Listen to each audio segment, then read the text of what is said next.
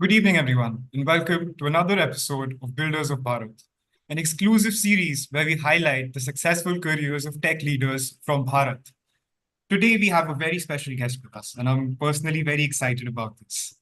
Uh, he's a leader who, I guess, in our previous conversations, has inspired me in a very brief span of time. And he's laid such emphasis on the power of youth. And to be honest, I don't want to talk about his professional achievements. I want to talk about how he's driven by his purpose and how he's aiming for a better future for all of us. It gives me great joy to welcome Vignesh sir today. Welcome, Vignesh sir. It is such a pleasure to have you today, and really looking forward for our audience to gain some very valuable insights from your story. Pleasure is mine. Yeah. All Thank you right. for having me here, Mukul. Yeah. Yes. So Vignesh, sir, we just want to start by knowing, obviously, I've seen your TEDx video for the members in our audience who haven't yet gone on YouTube and searched for your TEDx video. Please tell us how you envisioned your future as a child and what you were aspiring to be back then.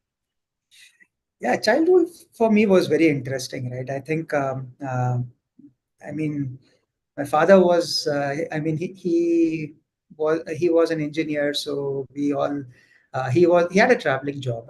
As a Yeah. typical engineer, he kept moving different places, and it was more like me also hopping around with him. Uh, Broadly, the best part about it was I was in and around the Bombay and Gujarat belt. Okay, so that's the good part about it.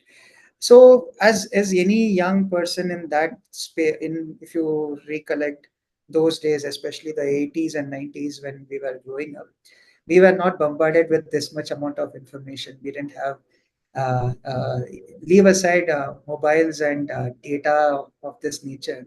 We didn't even have television, which was 24 cross 7. Correct. So we Right. we were the generation which had to find creative ways to keep ourselves engaged. So Yes. that's how I my childhood was always on like apart from studies. Obviously, I mean, most of us will, as a middle class family, will always have that emphasis on studies. But Yes. beyond studies, it was all about sports for me. Right. Sports was the place where I usually spent a good 3 to 4 hours every day trying to master some sort of sport, being cricket, football, badminton. Tennis was not a luxury, so we couldn't play tennis that much those days. Yeah. So it was a fun-filled days. Uh, I think, as I recollect it, I mean, the formative years are what defines the way you are as a person, right? Like Absolutely. every 2 years or max 3 years, the maximum I've stayed in one school or in a city has been 3 years. Okay, so you can see how Wonderful. many schools and how many places I would have had to hop. So Yes. that just brings some of the characteristics like I think I'm very easy to adaptability. adaptability, right? Like I'm never Yes. scared of venturing into a new team, taking over a new team, Right. joining a new company. There's no butterflies in my tummy at the time because I've been used to that. I have always Yes. had to struggle to get into a friend circle because Yeah. there'll be legacy friends, and you go into sixth grade, you have to get into some group. I've Right. done that multiple times, so that's something that became a positive. It also has a Hmm. negative, right? I don't have deep friends because Yeah.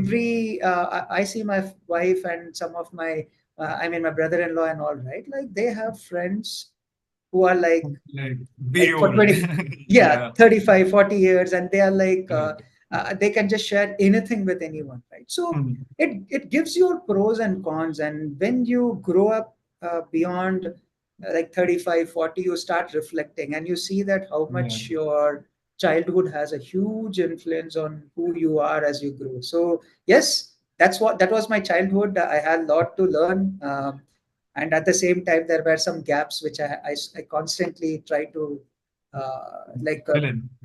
fill in Yeah. because of what my childhood was. All right. So, I mean, the cultural diversity you must have experienced at a young age must have played a very big factor as well. So, like looking back, what were some of the favorite cities you got to live in, and the parts that made them special for you? No, I think for me, no doubt about it, right? Like Bombay, I'll still call it Bombay because my that was my memories, right? Like Yeah.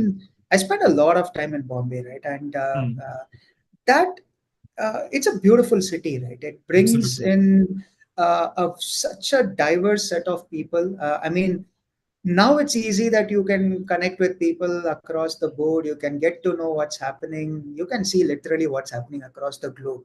But Right. those days, you had to be in a cosmopolitan city to understand What it feels like. what's in the north, what's in the west, what's in the Yeah. south, and that was the place which actually brought that diverse thought process in me, to be Yeah. very honest. And uh, undoubtedly a city which I just love even today to just go down.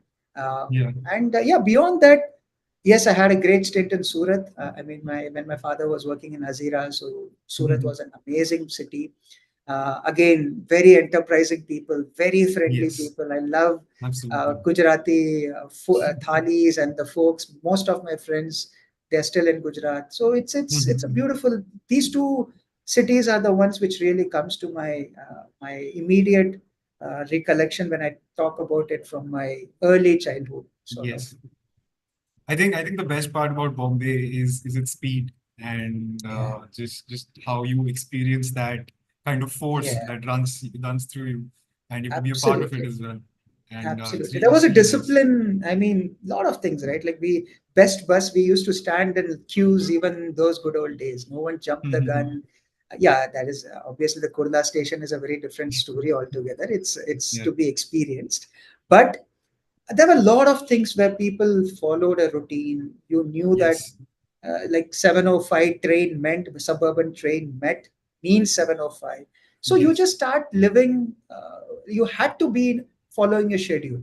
And even Mhm. today, my schedule is because maybe it's because of that, because I know if I'm late by 2-3 minutes, that local will go, it's gone, right? Right. So I'm late. Right. So it just inculcates those basic living habits, or say fundamental Principles. habits Yeah. that you need, principles that you need to have in your life. Yeah. Absolutely, absolutely.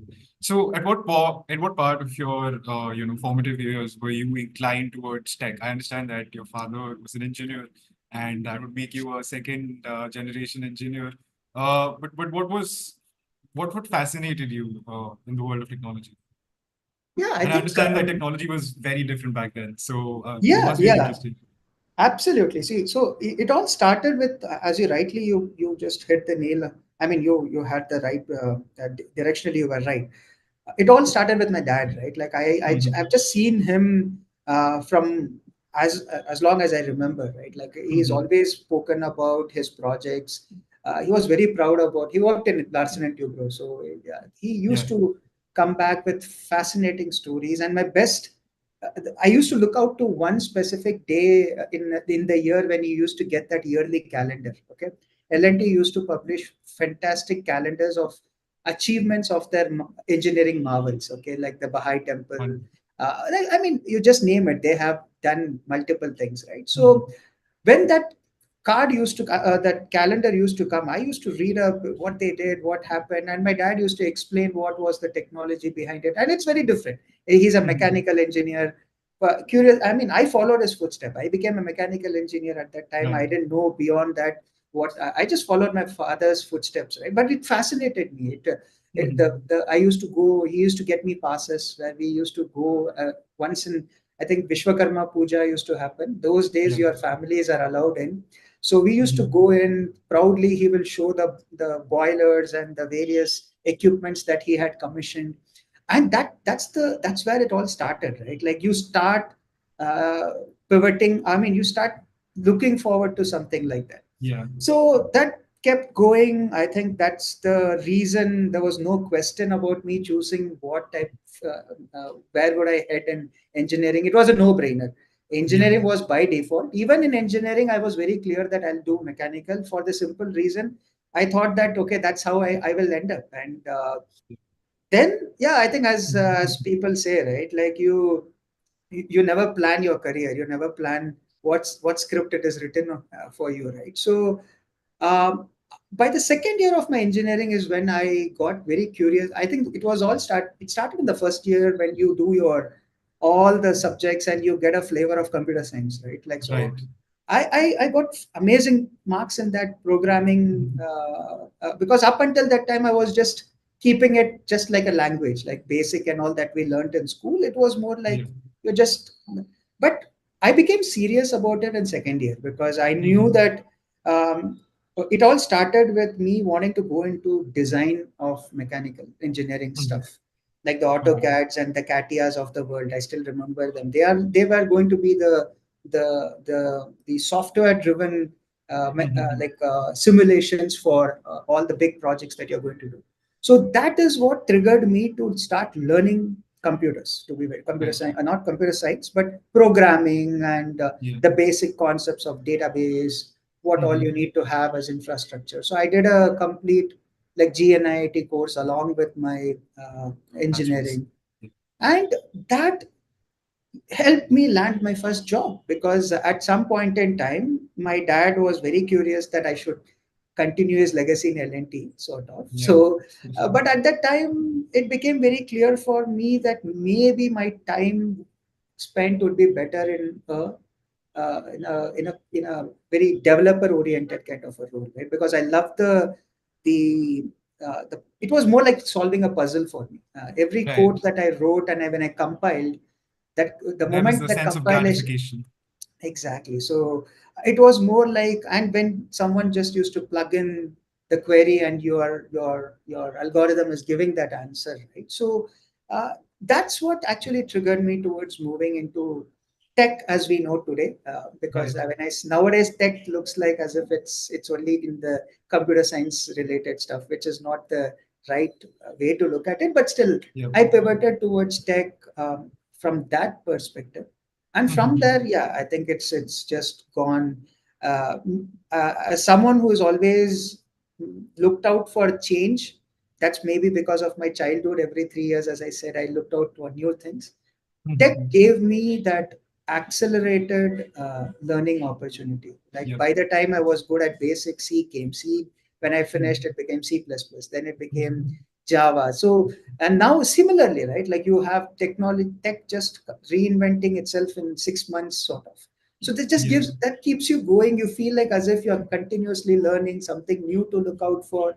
Keeps you on your Unlike, toes as well. yes, unlike the traditional industries which are now relatively very slow, Yeah. because it's The that's how stagnated. I, yes, it's very change is relatively slower in the traditional industries as compared to Mhm. this industry. Yeah, so that's Absolutely. how it all happened for me. Yeah. Yeah. And you talked about how you landed your first job. Obviously, getting that additional degree aside with your bachelor's was instrumental for it. But how was the experience back then? Landing your first job, that too at a firm that was developer centric, as you said. Very different, right? Because I don't know how it is today, but uh, I'm talking about what 20 21 years back, how things panned Right. out, right? And uh, at that time, the software industry still in India was not like it might be a decade old. Let's be honest, okay? Mhm. Like Yeah. it might have been not more than a decade or so, sort of. And the culture was very different. Like the way I've seen my dad, even today when my dad gets a call from his I mean boss of 20 years back or something, he still calls him by sir. Okay. Yeah. And so all it two major things struck me when I joined in a corporate, right? Number one, suddenly you start getting an exposure of how you have to be part of a larger team, because Absolutely. I always felt that that is one element we missed during those days when our bachelor's degree were very, like, say, how do I put it, not uh, encouraging group work, sort of. It was more of an individualistic performance, sort of. I All right. still feel that that is how it, but for the projects and all that we do, it Mhm. is very, very focused on your own, yeah, like say, as an Skill set. individual, how you are coming with, right? Yeah. And that puts a big it's like a huge chasm that you need to jump when you at 21, 22 jump into a corporate, and Yeah. suddenly they are saying like, hey, you know what, you are as good as the weakest link in your team, because Hmm. you are just writing, say, 20% of the code or 10% of the code of that module as a fresher. Right. Okay. And the Right. 90% is going to come from somewhere else. So end of the day, you have to ensure that the module works. It's not about Yeah. Vignesh's 25, 30 lines is going to be evaluated separately, right? So that hit Absolutely. me very different. Like it shook me a bit initially. Like I'm like, Mhm. okay, so this doesn't look like I can just finish my work and I can just say it's all done. It Yeah. has to be a team effort. I have to take Yes. care of my job, my team members' job. Uh, Mhm. and second, it was like I had never seen accountability of that level, right? Because how, like, let's say until 21 you get your graduation, you are just people will be like motivating you. Yeah, you get your medals, you get your ranks, etc. But if you Yeah. don't get it also, who's going to come and say, oh, you should have done this, I'm going to evaluate your performance. Good profs Right. do that. I think some of, I was blessed to have a couple of profs who used to come and handhold me when and be very strict with me when I used to take it easy in some exams. Okay. But Mhm. beyond that, you never had this rigor where you had to be on your toes, or you had Yeah. to deliver on time. I mean, up until that time, I could have planned my own way of studying, right? Like I used to Absolutely. study every 3 hours. That's it. No, no night outs Mhm. during exam time. Nothing. I've never done night outs and all. But here suddenly you are like, project had to be delivered. Yeah. Someone did a messy job. You have to cover it up. So you had to do a Right. night off, which was completely against the way I have worked, right? So Yeah. these are the big things that usually strikes you when I'm sorry, I don't know how relevant it is an answer I in think this I kind think of it's word. absolutely relevant right now to Yeah, but accountability is for something that does not come naturally to people yeah, when they're, coming into that corporate setting. And absolutely. the business goal, as you said, it's so important to understand what the business goal is and that everyone's just aligned in that direction. Yeah, And you rightly said, I mean, education somehow is about that individual input and not focusing on the output as much. But here, the output is your output is someone else's input. So absolutely. you have to deliver on Timelines that. are very, very important, right? And Yes. I was put in a project which was on a Sydney Stock Exchange. Okay, so I used to work with Right. Citibank at that time, first project, and Mhm. you know the pressure of being in a financial sector which is as focused on stock exchange, right? You can't mess Yeah. up anything there. So the rigor, the kind of reviews, the code reviews. My first code review when it happened, I have never been so embarrassed in life because openly my code was being reviewed. It was like they were giving pointers. They said you could have optimized it here. Hey, Hmm. you made this instead of this you could have done it. It was a very casual feedback that my manager was giving in that room, which I took very Yeah. personally. I was like, Yeah. it has never happened to me, and then my manager, I still am in, I talked to him, so Mhm. he's like, hey Vignesh, that's how it works here, don't worry, this is how it is. And these are all things that you're not prepared when you come out of your college. So Yeah. that's how I would put it. I think that receptiveness to feedback is something when you get that feedback and when you apply that feedback is when that Yeah, whole cycle completes and then you start being more receptive to the feedback you get henceforth. So absolutely. absolutely, yeah. So thereon, you moved on to Lehman Brothers, and Mm. I get a feeling from your portfolio already that you were a part of teams that were functioning globally, Yeah. and there is another element of collaboration there because you're not just fighting time zones, you're fighting cultural barriers, language barriers. So how was that experience for you? Yeah, I think sometimes you're just, as I said, right, like you don't write your own script. I have just Yeah. been blessed to be positioned in these challenging projects. I've been Mhm.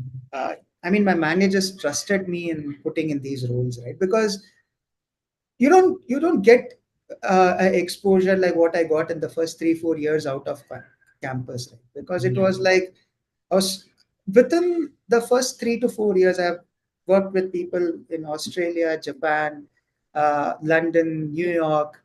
Mm-hmm. and a couple of other countries, right? Like it was because of the nature of the project, the nature Right. of like when we had to do when I was working in Polaris for Citibank. It started with the Aussie project on Sydney Stock Exchange. Then I Mm-hmm. was working on a product for security. It was a Citibank security package. So it Mm-hmm. was rolled out in multiple countries. When Japan was one such country, and I had a amazing learning experience. I mean, I still, when I speak to, I mean, I couldn't talk that freely with my counterparts in Japan because of Right. some language barriers. Yeah. But the way they analyze things, right? Like they would take that additional one day, but they would Mm-hmm. have thought about 10 steps ahead. Like Yeah.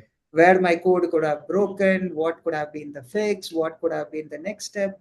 That's a Mm-hmm. style. And second, when I moved to Lehman, it was a very different ball game altogether.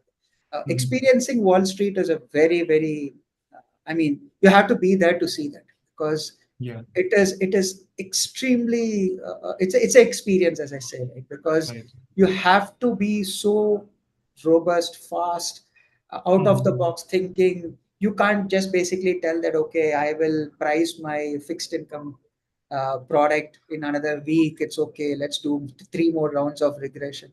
It's Mm-hmm. gone by the time maybe the policies are changed, or maybe someone else. There are 15 other banks which would have rolled out those commodities. So it had to be that agile mindset that we talk about today. Yeah. I was fortunate to experience that 20 years back because we were like, now it's a fad we call, right? I mean, we talk about fail fast and go ahead and all those stuff, Yeah. right?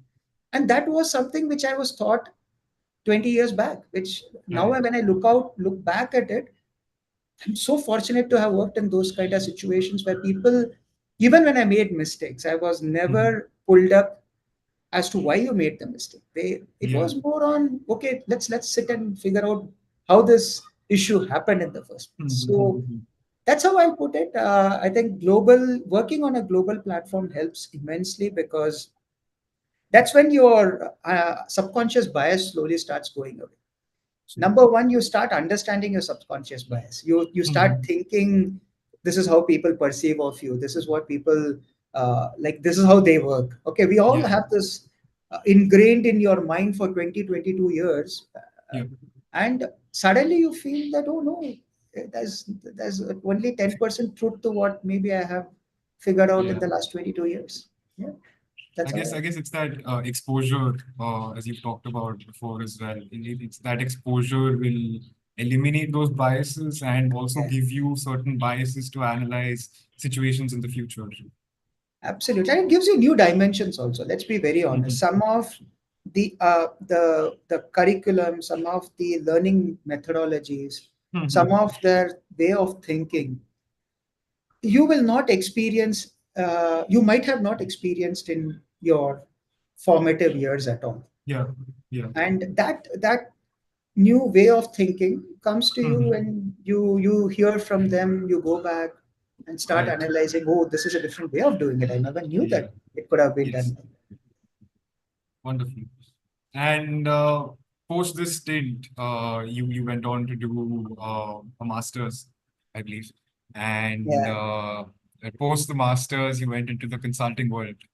yeah, yeah, And I'm going to skim over the master's journey, yeah, just to understand how that transition was to kind of, get into that zone where you're learning about businesses now from the technology aspect. Obviously, the yeah, technology aspect is such a big fundamental stone to build the business from. But at the yeah. same time, that exposure to how businesses work, how did that shape you in your journey getting your master's? And what were some challenges you faced back then? Yeah, see, so what happens eventually, right? Like as you start, like again, it's not running away from something. I have never Yeah. believed in running away from something, right? Hmm. It's always running towards something. So Right. when I was in by the third year or into the job or something, I could figure out that my am I delivering to my best of capability is the question you start asking yourself, Hmm. right? Like you start asking. You don't need to go and ask anyone else. I don't look at it from, am I happy, am I earning enough? I mean, these are all Mhm. very, it's all reactive, it's all symptoms, right? It's like Yeah. someone telling, I have 102 fever, so what's the root cause? No one thinks about it. Right. The point for me, or the trigger for me, if I have to put it in that way, was I always wanted to know what is the best place for me to plug in. Because see, when you as an individual plug in into the place where you know that you are like seamlessly integrated in that ecosystem, you Mhm. deliver the best. Yeah. Your ecosystem lets you thrive because they Yes. know what value you are adding, and this homogeneous sort of like interaction just keeps getting better and better. And when I looked at after 3 years, right, like I always used to tell my SVP of in Lehman Brothers at that time, I used to tell him that, you know what, before even I code this, like we used to do the fixed income like math for pricing, okay? All right. And before even doing that code, I love the bond math that we are talking about. Can Mhm. you introduce me to the statisticians who are actually finding the way to price this component, right? And I'm translating that to code, but I would love to Yeah. know why they are creating a new series for not Mhm. using the Lagranges and the Fourier series and all those traditional ones and creating new ones, etc. So then that's when you start, when you're curious, you start getting inputs. So Absolutely. for 3 years, I was curious. I was doing well in my job, but I somehow Mhm. felt I was missing something. And that's Yeah. what I used to go around talking to pretty senior people, not my immediate seniors. I used to talk to Mhm. my exec level people in my one-on-ones or wherever, small coffee chats. And I Yeah. used to ask them, like, indirectly asking, how can I become like you in another 20 years? And Right. that's when they started telling that, hey, you know what, if you are so interested in this, you need to know how tech is going to drive business. See, unfortunately, as long as you're just in deep in development, you think that your world is those lines that you're writing, right? Yeah. But eventually, we all, if you step back and see, tech is an enabler. Mhm. Beyond that, there is nothing. Like, it has to solve a problem, it has to accelerate your business, it has to come out and appeal to the customers so that the customer feels that there was a need, which tech Yeah. basically is Solving. complementing, eliminating, whatever you want to say. Yeah. So when you look at that perspective, for me to be a Mhm. good successful tech, uh, a technocrat, I don't know, let's not go so high. For me to be so a successful tech person, I need to know what is the business side of Yes. it. Else, I will be for my joy. I would be writing codes which I think which is very Mhm. complex, beautiful, and when I compile it, put it in a product, no one is there to consume it. And if the cycle repeats in 3 4 times, I might think that my job is, I'm losing my job. It is not correct. You start doing all those complaining things. Right. So that's why it was very important for me at that point to understand the other side of it. Trust me, I Mhm. didn't analyze this much when I was 24, 25. I'm I Yeah. think I just followed some of my 40, 42-year old mentors at that time who told me, Vignesh, I think from your mindset you should go here. But now Yeah. that I'm 42 and I'm analyzing it, this is what they would have thought. This guy Correct. is curious about this. If he Mhm. learns the other side, he can be a great guy to have as in the team. And that is what I have done all together. Even today, right? I Yeah. learn so much mainly because if I don't know what is where my knowledge of tech is going to impact, Mhm. it is not going to come out correctly. I have to be clear about where what tech needs to be implemented so that the best benefit is given The at the customer. grassroots level. Yeah.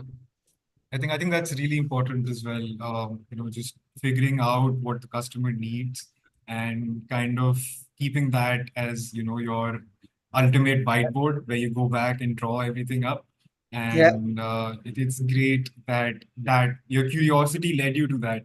yeah, And it just proves that talking to people, talking to your seniors, and having that kind of shared vision is yeah. something that can definitely take you places.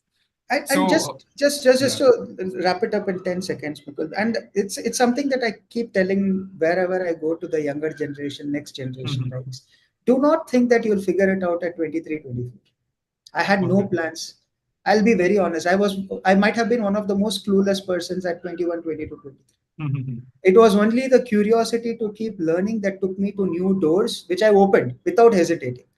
And Right. if you keep opening doors and talking to people who really are there to help, then you will land in a place where you will feel comfortable. So please do not at any point in time just become too like conservative. Do Well not done. talk to your superiors.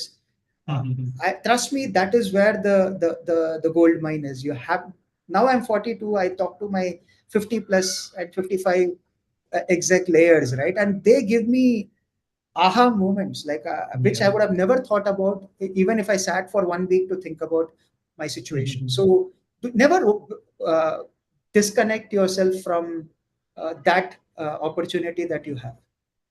Wonderful. Wonderful.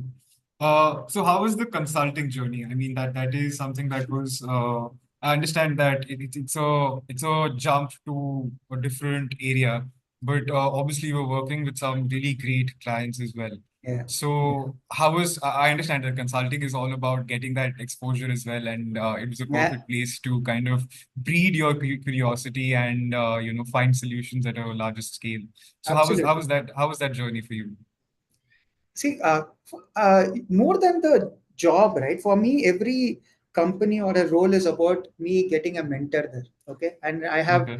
for me, my consulting days, I had two amazing leaders. Okay. One was my India head in consulting, and one was my global strategy and analysis wing person. I mean, even up until today, we almost chat. Like, it's like, because they are the people who will uh, I mean, how do I put it? Like, they will not mince their words when they're giving me feedback. Okay, even today. All right. And that is what you really need, right? Like, you need those days when it started, it hit me, especially when you come out of your B school. You start, I mean, unknowingly, again, it's a bias, right? Like, when you come out of a Mhm. good B school, you think that you have sorted everything. Oh, Yeah, you know what? And that's the ecosystem. That's what the ecosystem should change. And that's what I keep right, telling. Like, right. it's another learning. Unlike telling that a B school is meant to teach you some few more traits, you Mhm. don't you should not come out thinking that you learned everything. It is just one another few blocks in your wall, sort of, right? And when we came out, and we were a small group. Okay, we were like a small group of 5 or 6 from multiple Mhm. B schools in India, like and the way we were groomed under these two people, I Right. mean, it was unbelievable. Because right from the way how you did a storyboarding, like Mhm. I mean, we thought we knew how to make decks. Okay, we were like, oh, you know what, every session we used to make decks. What's the big deal? Yeah. What Why are you even? And the way we used to get ripped apart, right? Like, we used to hate getting into our offices, because my global head had this fantastic way of evaluating your presentation or your analysis. He'll ask us to take, even if it is a 30-pager deck or 40-pager deck, he'll ask us to print it in color. He'll ask Mhm. us to place it on his desk. And he was the first person in office by 5. Um, he was an American, so he was an expat who came here. All right. He used to come in at 5 or 5:30. I don't know what time. We were like snoring at that time, and he would be in office. He will correct it with red pen. Trust me, with a red pen, your punctuations, your incorrect verbs, your all, right from grammatical to your data related, your analysis, your storyboard. I mean, your kicker is incorrect. Your next header is not flowing. And imagine you walking into an office with your your so-called presentation, on which you put your heart and soul, ripped Mhm. apart with all red pens. And the only saving grace was we used to look at each other's presentation. Oh, you also have 30. You also have Strength and solidarity. all yeah, it's in that fashion, right? But Mhm. over time, what it does is it makes you, when you, and this is something that all of us can really understand, when you do a particular thing over a month or 2 months or 3 months. I don't know, I missed what is that exact time frame that they call, it's like around 45 days. If you do something regularly, the stickiness just stays with you, right? And what Yeah. happens is by the third month, fourth month, you will start to cringe when you see alignment incorrect, or Yeah. when someone represented data in a pie chart when it should have been a bar chart. You just it just comes so like it's like it's seamless, right? So what it did for me was to set my trajectory in this, because see, if you have to be a successful exec, you need to know the art of storytelling. Because Right. end of the day, when even if you are doing a product launch, you're going for a sales, or you do any job which is a functional role, right? And for that matter, even technical role, whatever be the case, unless you tell it in a way where people can understand the what's the larger picture, no one is going to appreciate what your solution or problem you're bringing to the table. And that Yeah. was my 4 years, right? Because when you do that repeatedly, when you start when you're exposed to clients who are paying to listen to what you're telling, you Yeah. can't go and do a shitty work there. Sorry for my word, but that's exactly what it Absolutely. is. Like, you can't Yes. do, you have to do justice for the money that they're paid. You have a, it's like you having a tag, right? Yeah. So you, consulting teaches you to be a brand in a brand. Like Vignesh at that time had a brand inside the brand called us the Capgemini's Consulting Wing, or whatever it is. Yeah. And that is something that you carry along. Like from there it started. For me, it more than anything, my personal brand is my success story. It's like if someone is saying don't give it to Vignesh, it means I have done something wrong. My brand has taken a hit. It means I need to go back and reinvent myself. Similarly, if someone says, "Hey, this should be given to Vignesh," I feel good that okay, that means my brand is working. So it keeps you very honest, and there's no shame in telling some places you will fail. Yeah. Like it's like telling that like one product cannot be across the board, right? Like Ferrari can't run on a mud on a like a desert terrain. So it's Yeah. no fault of the product, but that at least makes you think, oh, you know what? This is not my forte. Take a pause, understand where I can change myself, adapt. That's why having that brand is so important for you, because if you don't have that brand in you and you're just going to put a salary, CTC, etc. to your resume, you Yeah. will never introspect. You'll never introspect because it will never give you an opportunity to scale.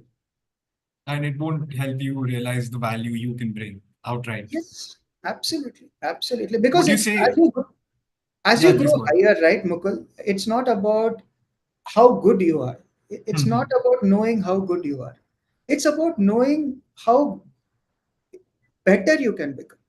Yeah. Because end of the day, let's not fool ourselves by thinking that we know everything. As you grow higher, you need to be very smart in understanding this role is not meant for me. This role needs these talent, these areas that I need to excel. I'm not good at this. I need to scale up. That is what it is all about. As you grow higher, right, you need to Right. constantly reinvent yourself, else you're just going to be stuck there. You're going to be at that Yeah. level forever. Would you say that your brand to some extent is the standard you set for yourself?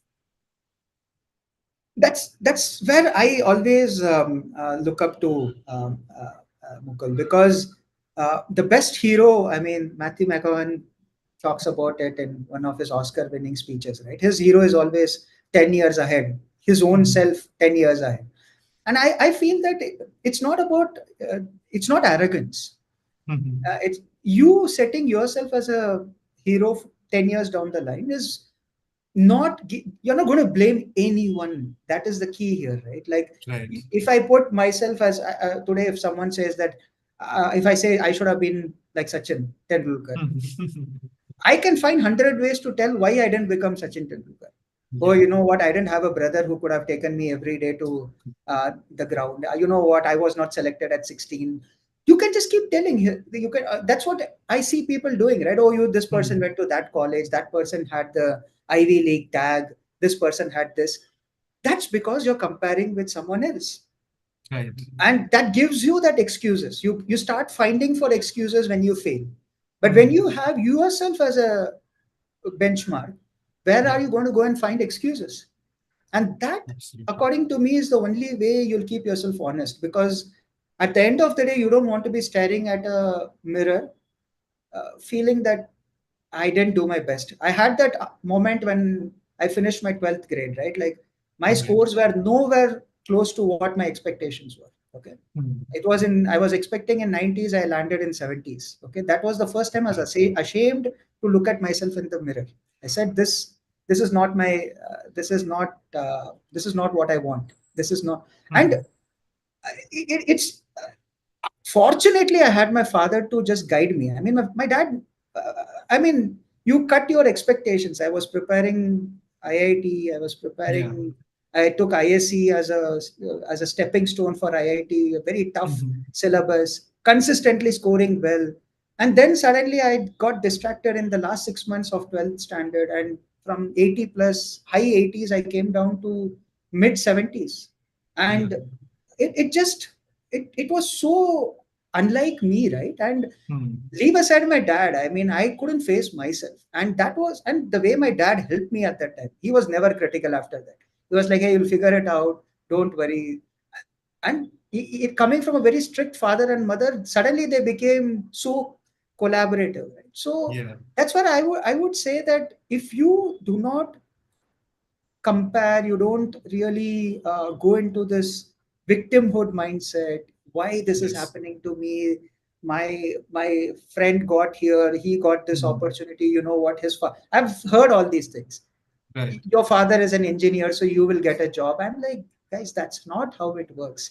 I might land a job, but I can't be successful there. So, Hmm. end of the day, when you take away all this noise and just place yourself in that holy grail or that center of the ecosystem, and you just Yeah. say that you alone are your benchmark. 10 years down the line, if I visualize myself as something and I don't get there, it's my fault. I didn't do justice. That's all. That's how you have to. And fourth year, fifth year, sixth year, by the sixth year, you will be very cautious. Oh, I wanted to go there, I'm not there, so let Yeah. me accelerate.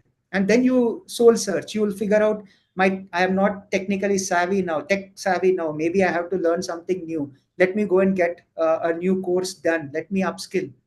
That's how Hmm. life works, right? When you compare with someone else, you will get lost in this analysis. And you'll be disappointed either way.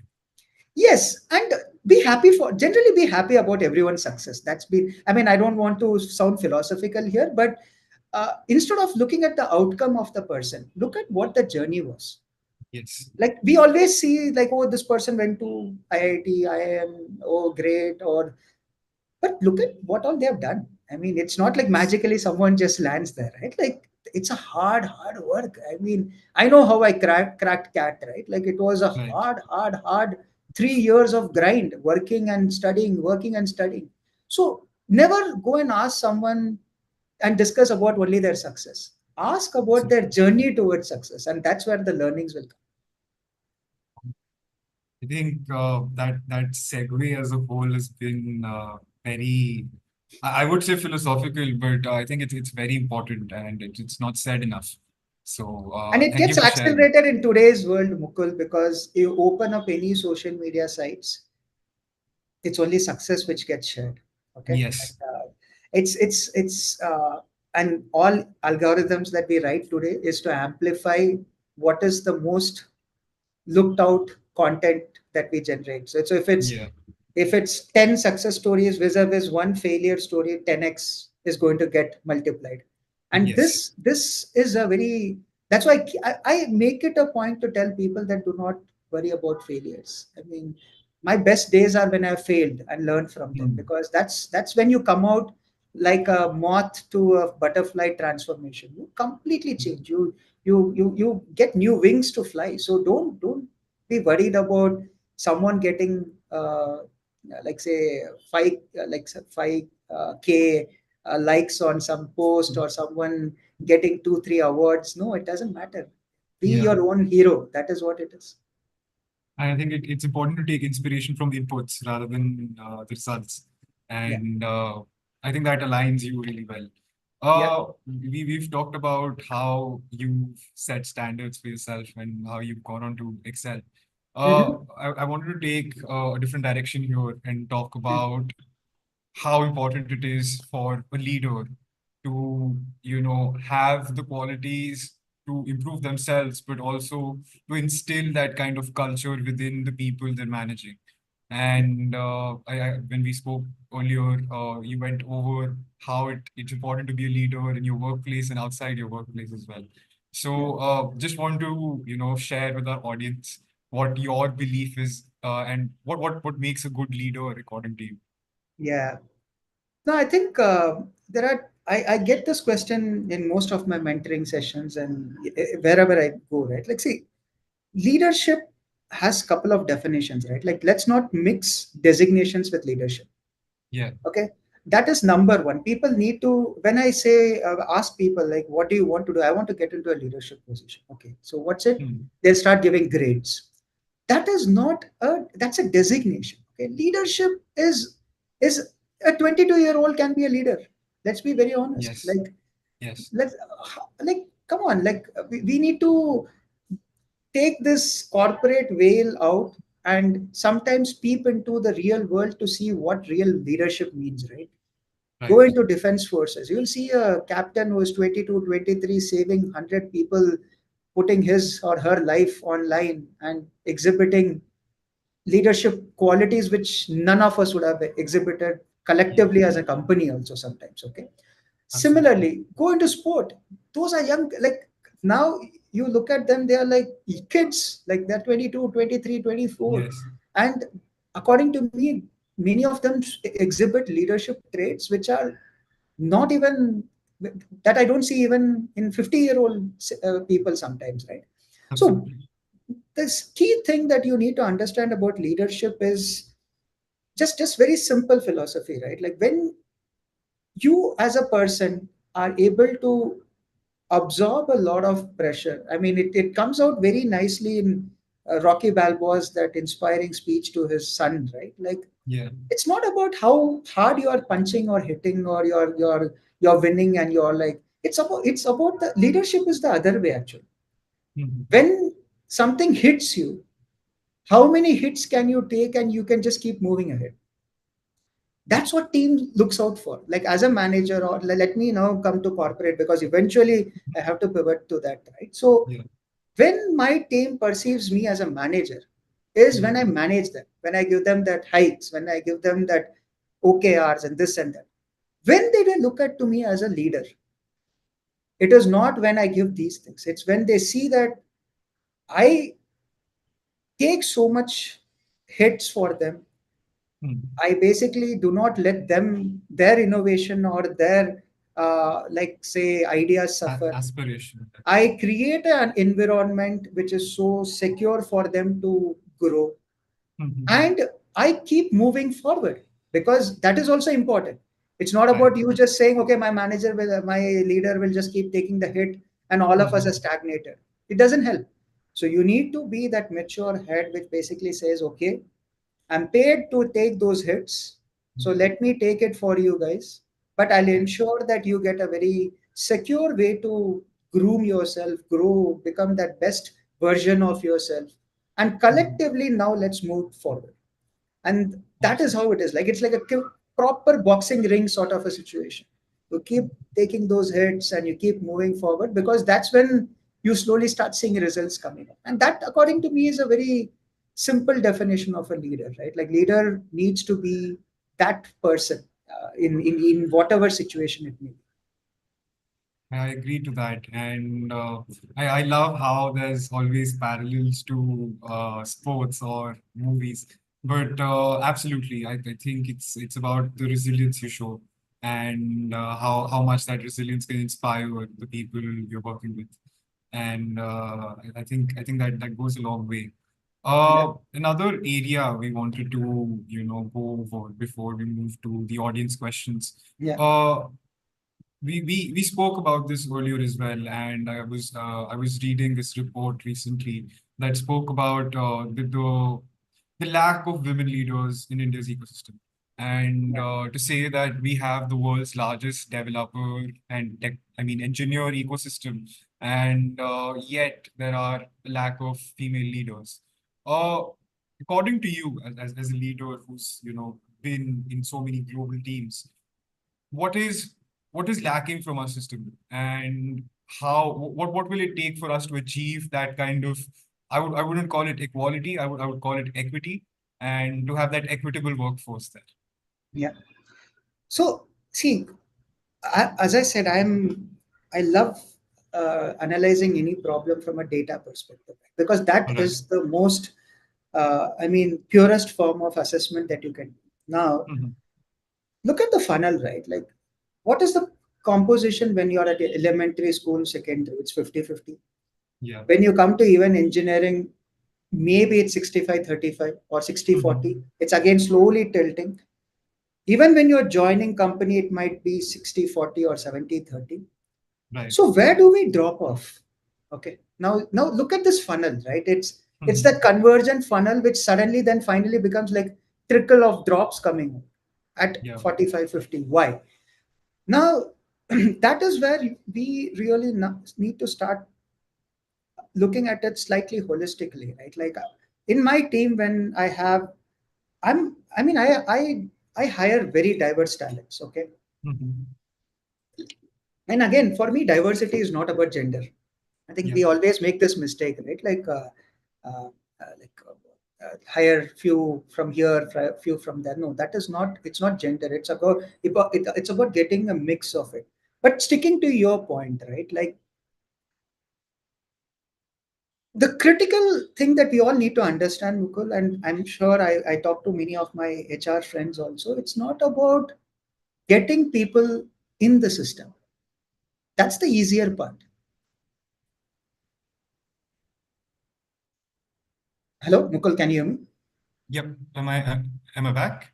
Yeah, yeah, you're I back. guess You're back. there was Yeah, yeah. some No, no, issues no with my worries. neck. All right. So sorry. Yeah, Yes. no, no, You no, was. no worries. I th Yep. So we were at. I guess you were saying looking at it from a holistic view. Yes. So, see, when I speak to some of my HR friends, right, like what we constantly discuss is it's not about getting people in. Okay. Imagine, Hmm.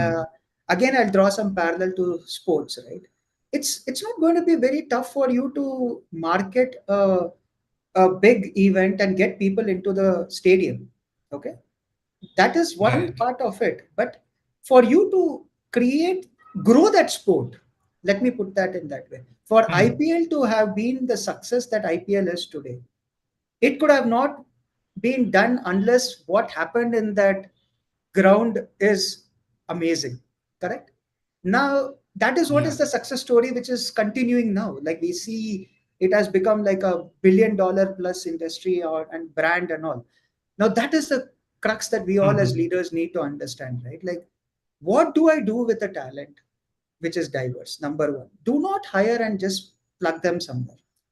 That is the most disgraceful thing Yeah. that you can do. You need to take all your team Absolutely. members as people who you want to elevate to the next level. If you are not committed as a leader, please do not step into leadership roles. Number one. Second, if I come to the specific question that you're asking, when I hire, let's say a fantastically talented girl comes into my team, now I need to give a ecosystem where she can thrive. That is what it is. Now, as she grows Absolutely. out, the journey of I mean that's how it is. Like a guy's trajectory, a Hmm. girl's way of life is slightly different. Okay, and if you don't plan Absolutely. for Yep. those milestones, and if you don't make Hmm. it look, I mean, I have had sometimes when people come and say in a very apologetic tone that I might have to step out for my maternity leave, like sort of thing. And I'll be like, Hmm. it's a most happiest time in your life. Why are you telling it in such a subdued sort of what is it tone? Because end of the day, Emotion. Yeah. you need to just make things very natural. There is nothing right, nothing wrong. Right. Everyone is supposed, like how we turn up in offices in different dresses. Everyone has a different Hmm. style of doing stuff. Now, as a good leader, you Yes. need to analyze each person differently, be it gender, be Yes. it race, be it whatever you want to call, right? Like all diversities that we talk about. Mhm. It becomes a challenge when Yeah. a leader brings a template to the table. My senior manager Right. should be this template. My director should be this template. When you do that template is when the problem starts coming, because then you are basically, I mean, who built that template? On what data was that template built? Again, it becomes like the AI bias that we talk about, right? If you're building a template based on Yeah. data which is like derived from a majority sort of a situation, you are going to penalize Mhm. another set of people. So that's where I would say it's Absolutely. it's it's very straightforward, simple, but yet very challenging, because you need to open up your mind. You Mhm. have to have different styles to you groom your team members. What works with one Yeah. person will not work with another person. You need to go and go Absolutely. into their you have to slowly start getting their trust to help them understand what's troubling them beyond work, because trust me, many a times your Correct. underperformance in office is because of what's happening outside office. And when Absolutely. you help them get over that other side, their professional Mhm. gets fixed, professional leads again to personal glory, and it's like that infinite loop that comes in, right? So good leaders do that, and Yeah. that's why I think the more we have this kind of style in industry, we should see this bridge. I mean, we should narrow down this gap, Mhm. because it's just about Yes. taking care of your people after they come in. It's not about getting them in. You have to help them thrive, Mhm. become the role ambassadors for future generations. Absolutely. Absolutely.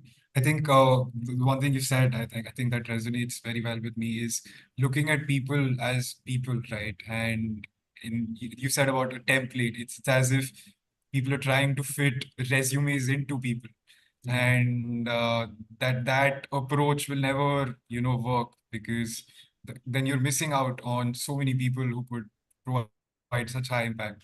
And I agree with whatever you said. You're talking about AI as well, and I wanted to move to some audience questions with Sure, that as well. So there's a bunch of questions, so I'll try to, since we're ending at 6, I'll try sure. to wrap it up a little early. What are some really interesting Gen AI use cases you've encountered, and what do you think is the most promising use case for Gen AI in the future, according to you? Yeah, I mean, see, AI as a whole is what I'm very curious about. Gen AI is one Mhm. small bit of it, right? Like Yeah, yeah. AI will. I mean, if I look at it again, there is multiple school of thoughts here. Like it'll, some people say it'll take away Mhm. jobs, something. But for me, it's always any tech revolution that happened. Yes, there will be some redundancy which it will eliminate. But usually, what happens Yeah. is it frees up our mental capacity to do something better. I mean, that's how it is, right? Like Yes. today, I mean, the way we are looking at reasoning through the LLM models, which is the large Mhm. language models, it gives you a reasoning Right. potential which we never had as an assistant in the past. I mean, I can go and reason Mhm. with it. I can go and create my content with it, build it, everything which is, it could have taken days for me to research and build it, right? That's on the reasoning Yeah. side. And then there is the lamb side of the large action models, which is on the action side, right? Where Yes. it is going to be like your the Jarvises of the future world, like it might even ask Yeah. like, Vignesh, you have 3 days of weekend coming. Do you want to go outside? And I see that you're stressed. Why don't you go to Coorg or somewhere? Do you want me to book something? So it's possible, and these use cases are just going to come across the board, which are close to the customers or the users, end users. But what is Yes. going to happen at the back end or behind the scenes is the way industries will evolve. I mean, the financial sectors, the way the Yes. healthcare will change, the way doctors will now be able to work, the way agriculture will be done. Mm. I mean, these are not the fancy things that we talk about, right? Someone Yeah. sends a prompt to Midjourney and creates a new city that gets posted, but AI has given you. I mean, predictability about what rain patterns will come over the year and what type of crop you can, Absolutely. like, I mean, it's the use Yes. cases are just mind boggling, and Unimaginable. we are just Yeah. scratching the surface. Because as I see, 2023 was all about, uh, it was that the initial experience. Now it is all about Mhm. translating them into user stories. That is what it will happen. Yes. Wonderful. For people who want to dig into more about LAMs and how Source sees the potential for them, he's posted a very nice. I would say he had a post today morning only about LAMs, and I encourage you to check it out. Another question coming to the last one. Yeah. Uh, what are your thoughts on the hiring landscape in tech? And I guess a lot of people are still worried with the layoffs and the way hiring is slowed down. What do you anticipate for the future in this year and the coming years? See, I again will go back into history to tell this, right? I have been part of three, already the third or fourth wave. Okay. I came out in 2003 when we were out of dot com bust. Okay. We were Yeah. like, my seniors never got placed and they were getting placed with us. Okay. I All right. saw financial crisis from the closest Mhm. possible room that I could have seen. Okay. Yeah. I was not working with Lehman Brothers, but I had my friends who were in Lehman Brothers. And Right. as I said, right, like it will, any it's like the stock market theory, right? When stocks go down, Yes. the right the people with the right mindset think that it is an opportunity to buy. Okay. And similarly, Mhm. for me, every time when a tough market comes in is when I actually understand why it is happening. Number one, it is happening because of few tech tech shifts that's happening, right? It is inevitable Right. that when a new technology of this scale comes in, you will see Hmm. few redundancies going away. Like it will happen. Like Right. I was Right. reading a report the other day that for $1 million to be generated 40 years back, you needed some 700 people or something, which has already come down to around single digits. Because it is an evolution. It is an evolution. But what has Yeah. happened is we conveniently forget what new avenues they bring in. Like there is amazing Right. work that is being done in chip technology. There is amazing work that is being done in security. Yes. There is amazing work Yes. done in deep fake identification softwares. So the Mhm. problem is when you look at a glass with only half full sort of a mindset, right?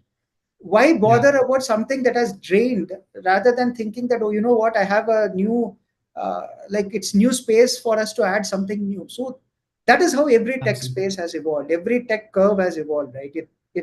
It is Mhm. going to impact immediately. But if you correctly analyze it, you will see that 10-15 new enhanced roles would have landed up. So that Mhm. is what I think all of us need to do, including me, right? Like I'm very much part Yeah. of this ecosystem. So I constantly have to evaluate, okay, what is my next role? What should I learn? I mean, I'm competing sometimes with the 24, 25. I go into some startups who are like run by 24, 25-year olds and they speak jargon sometimes. And I'm like, Yeah. wow, if this is what my, as 20-year-old veteran, I'm going to understand, God help me. So then I upskill. And then you Yeah. start finding your niche. So do not get worried, is what I would say. Yes, it will be Mhm. slightly unnerving, but trust me, as someone who has seen this 2, 3 times, once you come out of the dip, it's far better. Yeah. And the uphill feels a lot better. Yeah, yeah, it's way better. Yeah. All right. We come to the end of the session with this. And Vignesh, so it's been such a pleasure having you and hearing about your journey. And obviously, the way you look at things is you say you look at things from a data perspective, but if there was a science for data to be used to create philosophy, I guess you'd be writing a book on it. So it was really nice having you, and I believe the audience was very can really take away a lot from this session. And just again, thanks a lot. for the audience. We'll catch you next week with another episode of Builders of Bharat. Until then, goodbye. Thank you, Mukul. Thank you, everyone. And it was a pleasure talking to all of you. Thank you.